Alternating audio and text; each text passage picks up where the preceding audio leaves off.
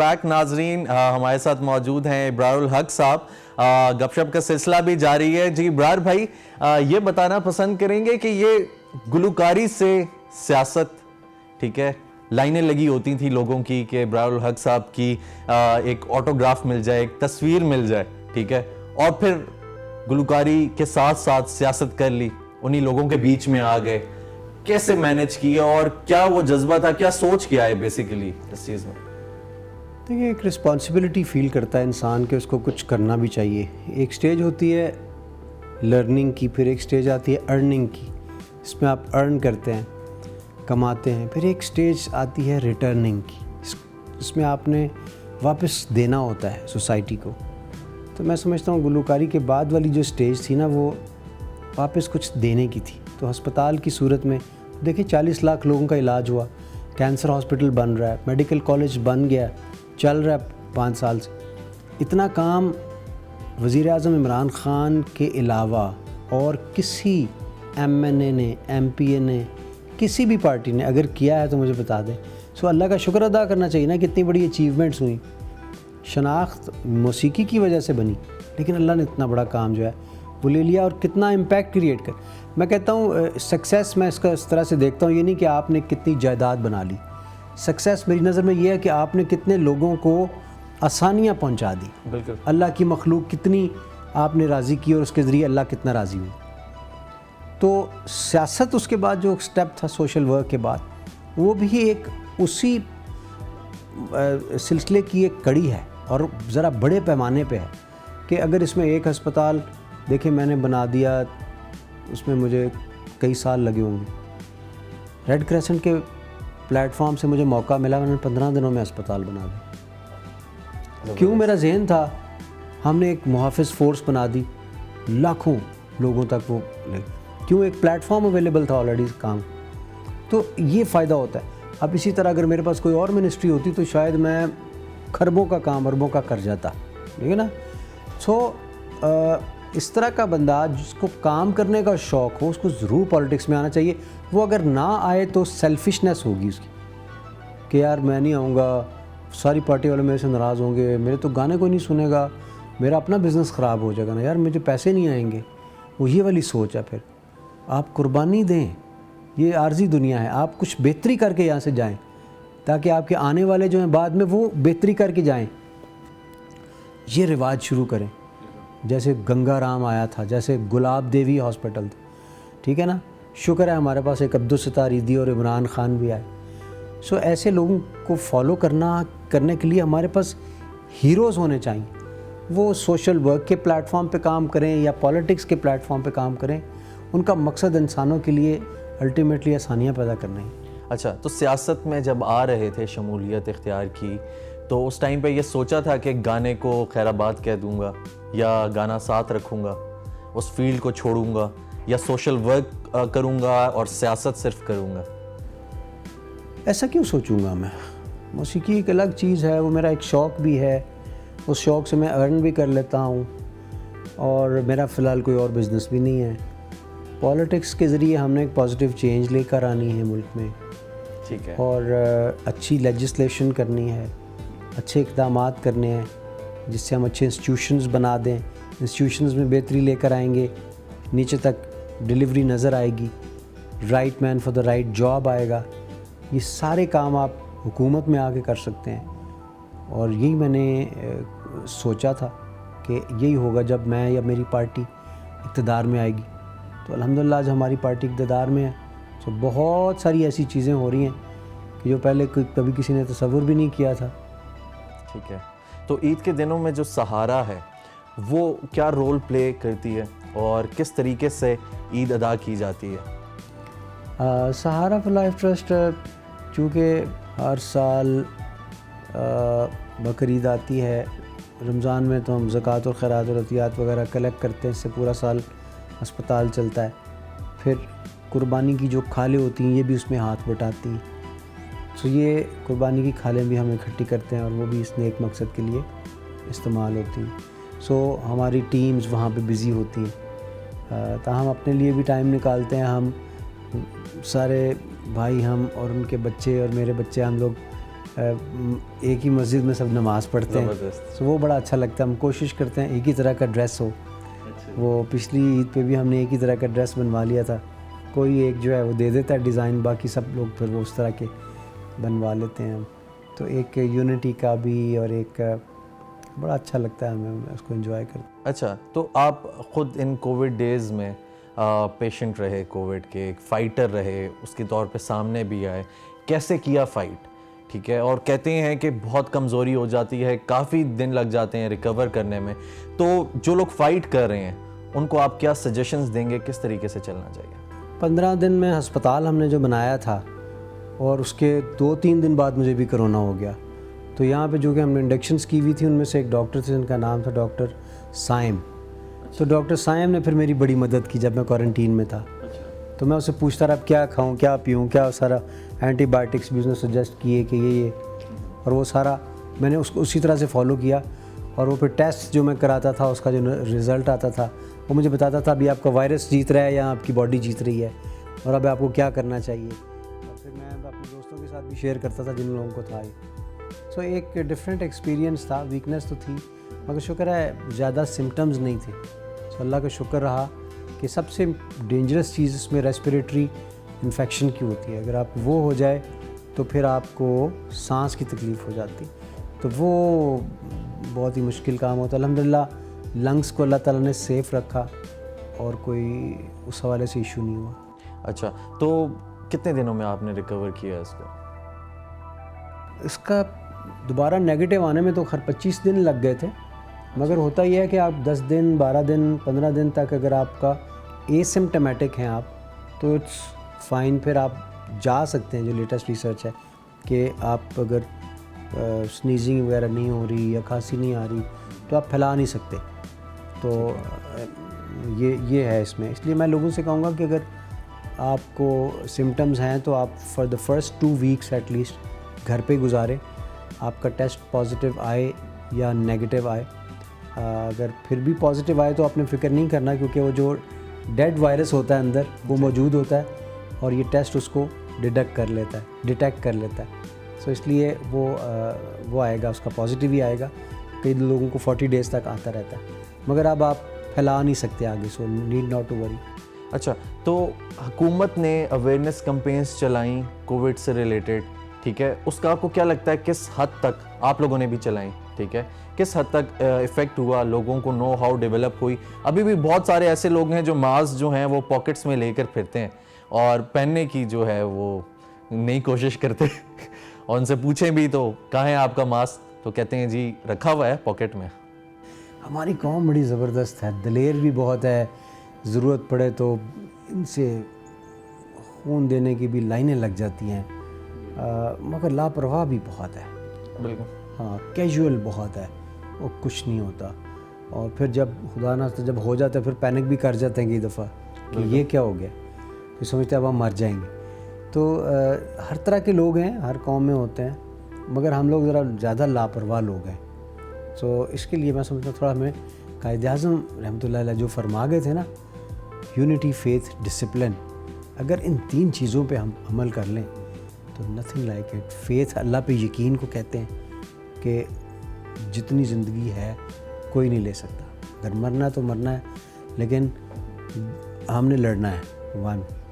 اور یونٹی یہ ہے کہ اتفاق, کوئی بالکل پریشان ہونے کی ضرورت نہیں ہے کسی کو. اور ڈسپلن یہ ہے کہ لائف کے اندر آپ اپنے ذات سے شروع کر کے پوری قوم کے اندر جو ہے وہ ڈسپلن کی. اب دیکھو نا, جاپان میں جب زلزلہ آیا تو میں نے سونامی آئی تو میں نے سنا ہے کہ قطاروں میں لگ کے باہر نکل رہے تھے بلڈنگ سے. اچھا, اندازہ لگائیں اس قوم کا. اور پھر جب وہاں پہ سامان بانٹنے کے لیے ہمارے پاکستانیز گئے تو ایک چھوٹی سی بچی آئی تو انہوں نے 4 روٹیاں دے دیں اس کو. تھوڑی دیر بعد واپس آ گئی, اس نے 2 واپس کر دی. کہتی میری امی کہتی ہیں کہ آج ہمیں صرف 2 ہی چاہیے, اگر کل یہ 2 کسی اور کو دے دیجیے گا, کل پھر اگر آپ نے دینا ہو تو دے دیجیے گا. کوئی اور ہوتا تو 4 رکھ لیتا کہ یار رات کو پتہ نہیں کھانا ملے گا کہ نہیں ملے گا, میں 4 ہی رکھ لیتا ہوں. تو وہ فیتھ کی کمزوری ہوتی. سو فیتھ, یونٹی, ڈسپلن جو ہم میں ہونا چاہیے تھا لوگوں میں ہے اور وہ قومیں بہت ترقی کرتی ہیں. اچھا, تو عوام کا ان ڈیز میں کیا کردار رہا اور کیا ہونا چاہیے تھا؟ عوام کا کردار اس لحاظ سے میں سمجھتا ہوں پھیلانے میں بہت رہا, بہت تیزی سے پھیلا, لیکن اللہ تعالیٰ نے ہمیں بچایا. میں اس لیے کہتا ہوں کہ ہمارا امیون سسٹم بہت سٹرونگ تھا نسبتاً دیگر اقوام کے. ہمارا وائرس اتنا ڈیڈلی نہیں تھا کیونکہ ڈیفرنٹ ٹائپس کے وائرس تھے. تیسرا, ہماری آبادی جو ہے وہ یوتھ تھی, زیادہ ایجنگ پہ نہیں تھی. سو ان 2-3 وجوہات کی بنا پہ یہاں پہ ڈیتھ ریٹ نسبتاً کم رہا. اچھا, اب تھوڑا سا عید کے حوالے سے مجھے یہ بتائیں, بچپن میں عید کیسے منایا کرتے تھے؟ جس کو مس کرتے ہیں, کیا کرتے تھے؟ عید آتی تھی بچپن میں تو ہم بکرے کا زیادہ شوق ہوتا تھا. اس کے سینگ شینگ اس کو ٹھیک ٹھاک کر کے باہر لے کے جاتے تھے اپنی اسٹریٹ میں دوسرے لوگوں کے بکروں کے ساتھ. اچھا, کئی دفعہ ہم ان کی ٹکریں بھی کرا رہے ہوتے تھے. اچھا. پھر بڑے لوگ کہتے تھے نہیں کرو, اس کا سینگ ٹوٹ گیا تو قربانی نہیں ہوگی, اس طرح کی باتیں. پھر جب وہ ذبح ہو جاتا تھا پھر تھوڑے دیر اداس بھی ہوتے تھے کہ یار یہ تو چلا گیا ہے. پھر عجیب سا ایک ماحول ہوتا تھا اور وہ بچپن کے دن یاد آتے ہیں. لیکن والد صاحب کے ساتھ ہم عید کی نماز پڑھنے کے لیے جاتے تھے, اس کو میں بہت مس کرتا ہوں. اچھا, وہ جب سے گئے ہیں عید میں وہ مزہ نہیں رہا, سچ پوچھیں تو بچپن کی یہ چیز مس کرتے ہیں آپ, ٹھیک ہے. اس کے علاوہ جو ایک اسپیسیفک ہوتا تھا, کبھی تکوں کا, باربیکیوز کا شوق نہیں رہا آپ کو؟ رہا ہے, وہ تو اب بھی ہوتا ہے. خیر اچھا, وہ ابھی بھی ہوتا ہے, بچپن میں بھی کرتے تھے؟ بچپن میں بھی کرتے تھے, لیکن وہ کھانے پینے کا مجھے کوئی اتنا بہت زیادہ شوق نہیں ہے. نہیں, ویسے یوزلی تو کہتے ہیں کہ اگر آپ پنجابی ہیں آپ کھائیں گے, تکے بھی کھائیں گے, یہ بھی بنائیں گے, وہ بھی بنائیں گے. سارے کھاتے ہیں, لیکن میرے شوق تھوڑے سے پٹھانوں والے زیادہ ہیں. اچھا. اس میں کھانے پینے میں جو ہے نا, جو کہتے ہیں اس کو دمبا, مجھے اس کی کڑھائی اچھی لگتی ہے, نمکین کڑھائی اس کی اچھی لگتی ہے.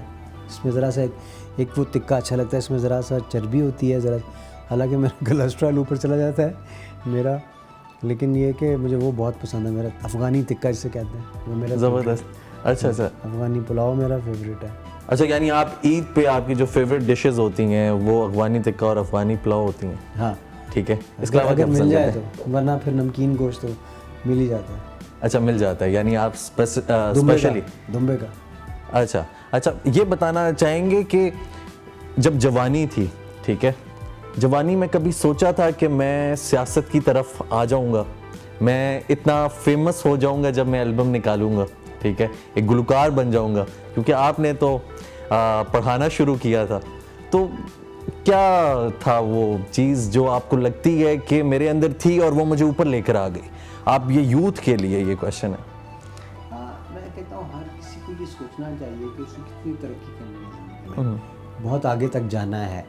اور وہ ہمارے بزرگ کہا کرتے تھے نا کہ زندگی کے ابتدائی دور میں بھی ہم نشیں کم سے کم افلاک تک پرواز ہونا چاہیے, اور جب آ جائیں حرکت میں پرو بالو وجود افلاک سے پرواز کا آغاز ہونا چاہیے. تو یہ سوچا کریں کہ ہم نے اونچی پرواز کرنی ہے اور اس کے لیے اسٹرائیو کرتے رہیں. میں نے ہمیشہ اس چیز کو اپنے ساتھ رکھا جوڑ کے کہ مجھے موقع ملے تو میں اونچی پرواز کروں, مجھے موقع ملے میں کوئی بڑا کام کروں. اور اس سسٹم میں یوتھ سے کہوں گا کہ دعا کرتے رہا کریں ٹو سٹارٹ ود, کہ اللہ مجھے موقع دے, مجھے بڑا کام کرنے کا موقع دے.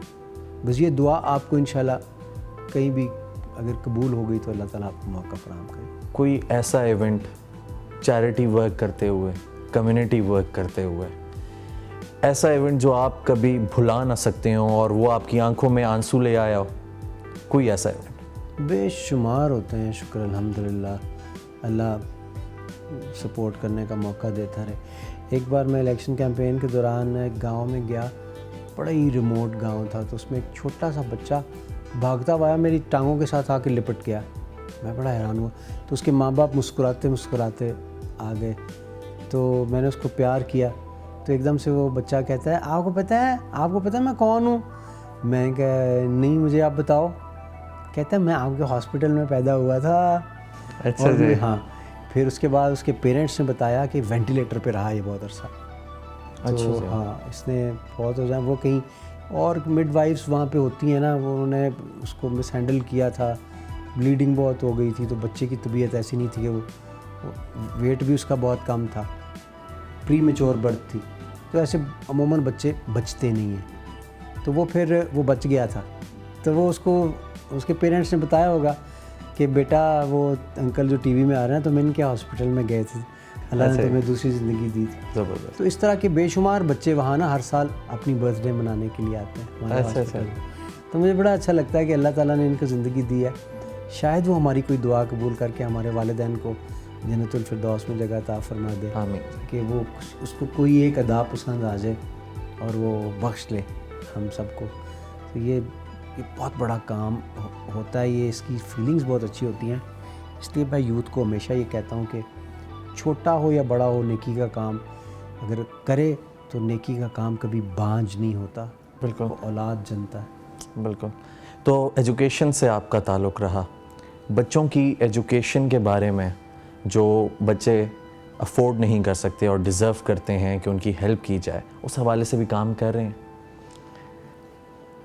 اس حوالے سے ہم کچھ پلان کر رہے ہیں ابھی, دعا کرو کہ ہم کچھ کر سکیں. بالکل وہ بچے جو میڈز کے بچے ہیں, میرے جو بچے ہیں اپنے, وہ مجھ سے ڈسکس کر رہے تھے پچھلے دنوں کہ بابا ہم نے ان کے لیے کچھ کرنا ہے. اچھا جی, ماشاء اللہ. ضرور کرو, وہ کچھ پلان کر رہے ہیں کہ اس پہ بھی کام کریں گے. تو حکومت کیا انیشیٹوز لے رہی ہے اس میں؟ حکومت کی تو ڈیفینیٹلی دیکھیں ترجیح ہے ہیلتھ اور ایجوکیشن. بے شمار نئے ہاسپٹلس, نئے اسکولس بن رہے ہیں, اور جو ڈسٹینٹ ایجوکیشن کا جو نیا کانسیپٹ ہے ورچوئل, اس پہ بہت بڑا کام ہو رہا ہے.